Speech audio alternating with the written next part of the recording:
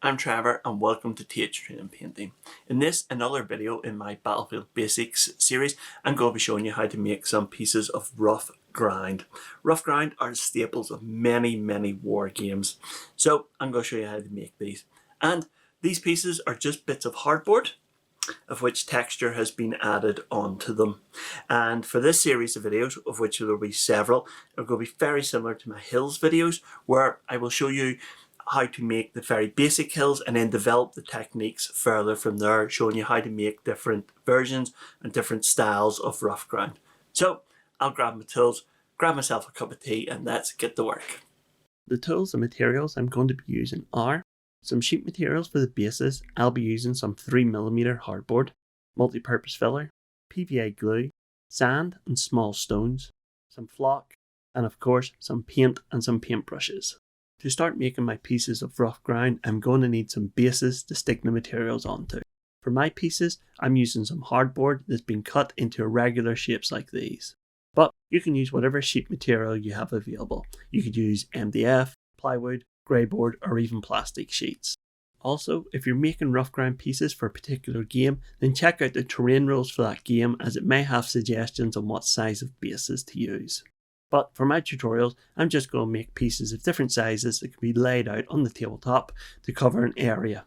I could start gluing the materials onto the wooden base right away, but this may cause the wood to warp and that would be really bad. However, I do have a solution, and it is to use some multi-purpose filler, add a layer of it to my bases, and that will help prevent them from warping. Using a small glue spreader, I'll scoop out some of the filler onto my base and then spread it out all over it.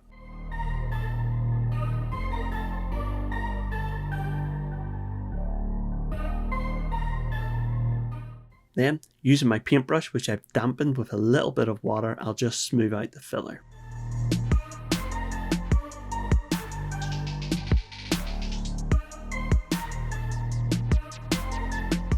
And that's the base done. With the filler now dry, the next thing to do is cover the top of the bases with some PVA glue, then scatter on some stones and sand.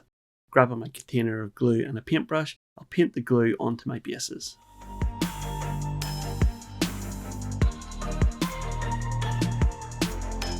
Taking my big box of stones, I'll set the bases into the box lid, grab a handful of the stones and scatter them all over them.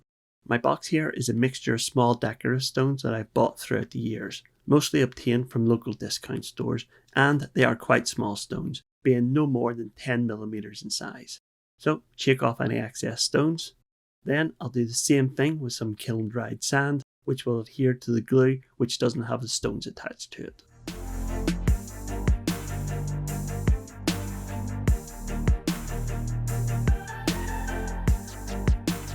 That's all the stones and sand added to the base. Now I'll just leave them to dry. The next thing I want to do is to seal the bases with this sealant mixture I have made. It is equal parts multi-purpose filler, PVA glue and water, which I'll paint onto the bases using an inexpensive paintbrush. The sealant helps the stones and sand adhere to the base and increases their durability, so bits won't fall off when I'm using them in my games. With the PVA glue on my bases now dry, I can now seal with my mixture. I have some paper down to protect my work surface. I'll grab a paintbrush and remember to use an old or inexpensive paintbrush for this, as the mixture will wreck your brushes.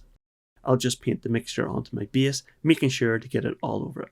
I don't worry if any stones fall off the base while I'm adding the sealant. It just means they weren't properly adhered to the base, and they're better to fall off now than when I'm maybe painting, or even worse, when I'm gaming with the model.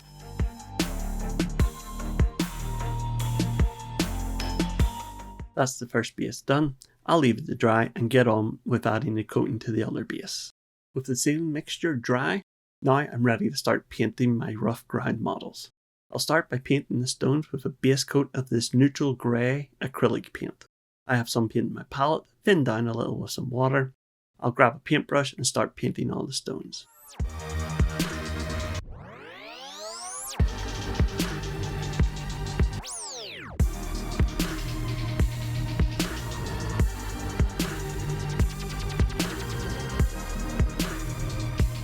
That's the base coat added. I'll just wait for it to dry. Now I'm going to paint a base coat onto the rest of the base, and for that I'm going to use some burnt umber acrylic paint. With some watered down paint on my palette, I'll start painting the brown onto the rest of my rough ground bases. I'm painting around the stones, but I'm not too worried if any of the brown paint gets onto them, as it's going to add some dirt effects.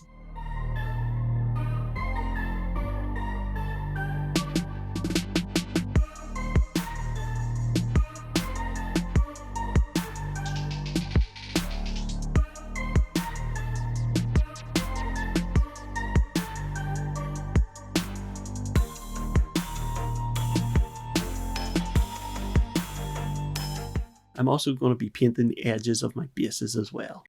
With the base coats now dry, it's time to start dry brushing my models. And I'll start by dry brushing the stones with these two lighter shades of grey. Grabbing a flat paintbrush, I'll start with the darker shade of grey. If you've never done any dry brushing before, you can view my tutorial on it right here. I'm not worried if any of the grey paints get onto the brown, as I can fix that later on when I dry brush the rest of the model.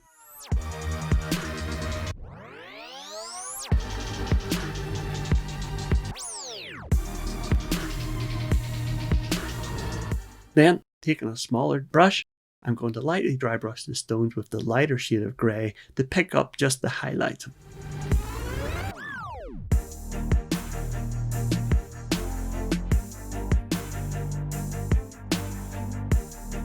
That's all the stones painted. Now I'm ready to start painting the rest of the model, and for that I'm going to dry brush onto the brown with some yellow ochre, followed by some buff titanium acrylic paints. With some paint in my palette, I'll take my small flathead paintbrush and carefully dry brush the areas of my model, trying not to get too much paint onto the areas I've already painted. Although I'm not worried if I do get a little bit of paint onto the stones, as it will help add some dirt effects to them.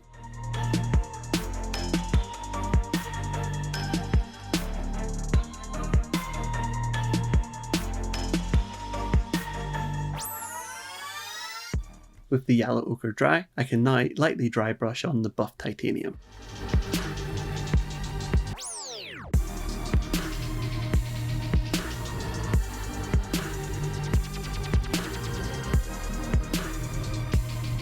With all the painting now completed, my areas of rough ground are looking good and I could start gaming with them right now.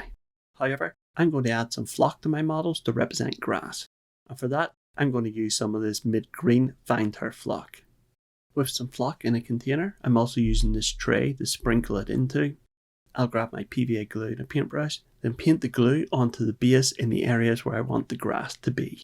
When making your own rough ground models, you can decide how much glue you want to add, depending on how much or little flock you want on your bases. I'm going to add just a few patches of flock onto my models. I can also use the flock to cover up any areas that I may have messed up when I was doing my dry brushing.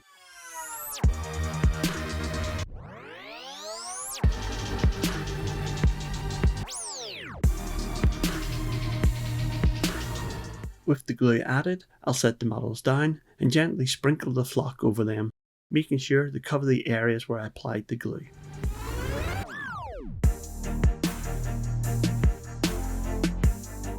I'll quickly tap off the excess flock just so I can show you my model, and that is looking great. But I'll just leave this to dry completely before removing any of the excess flock. Here are my completed areas of rough ground, and they are looking great and will look even better on my tabletop. The models I have made are relatively small, but you can easily use these techniques I have shown you to make larger areas of rough ground if you want to. So thanks for watching. I hope you really enjoyed this video and have learned how to make some rough ground for your tabletop games. It would be really great if you give this video a like or a share, and remember to subscribe if you want to see more of my content. Also, check out my website at thtrain.com where you can see more of my work. And remember, you can contact me through the comment section below or through my social media links in the description. Thanks for watching.